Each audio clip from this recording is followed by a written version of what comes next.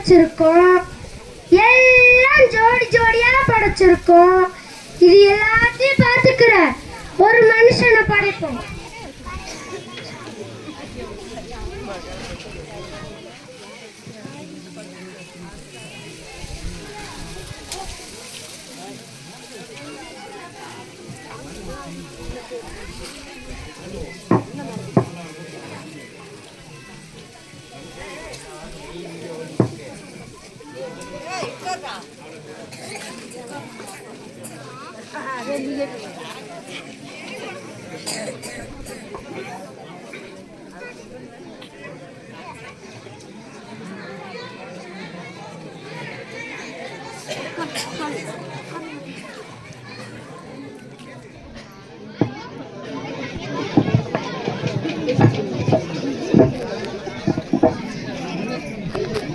நான் நேசிக்கிற மனிதனே,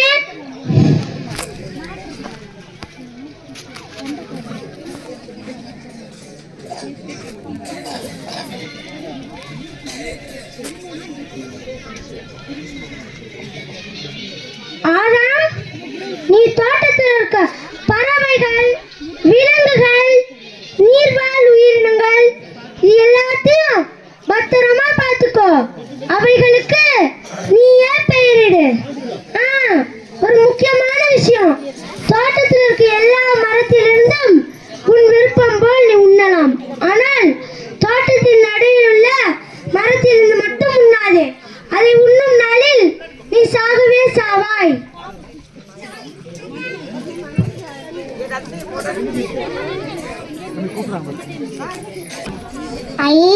இது மரத்துல தாவி தாவி விளையாடுது, அதனால இதுக்கு குரங்குன்னு பேர் வச்சுக்கலாம். இது தண்ணியில நீந்தி நீந்தி போகுது, கலர் கலரா கூட இருக்கு, அதனால இதுக்கு மீன்னு வச்சுக்கலாம். இது பானை மாதிரி இருக்கு, அதனால இதுக்கு யானைன்னு வச்சுக்கலாம். இது வரி வரியா இருக்கு, அதனால இதுக்கு வரி குதிரைன்னு வச்சுக்கலாம். இது புசு புசுன்னு இருக்கு, அதனால இதுக்கு கரடின்னு வச்சுக்கலாம். அச்சச்சோ, இதை பார்த்தாலே ரொம்ப பயமா இருக்கு, அதனால இதுக்கு பாம்புனே வச்சுக்கலாம். மனிதனை மட்டும் தனியா படைச்சிட்டோமே, இவனுக்கு ஒரு துணைய படைப்போம். ஆனா என்ன செய்யற? நீங்க தானே ஆண்டவர் எல்லாத்துக்கும் பேர் வைக்க சொன்னீங்க, அதான் வச்சுக்கிட்டு இருந்தேன்.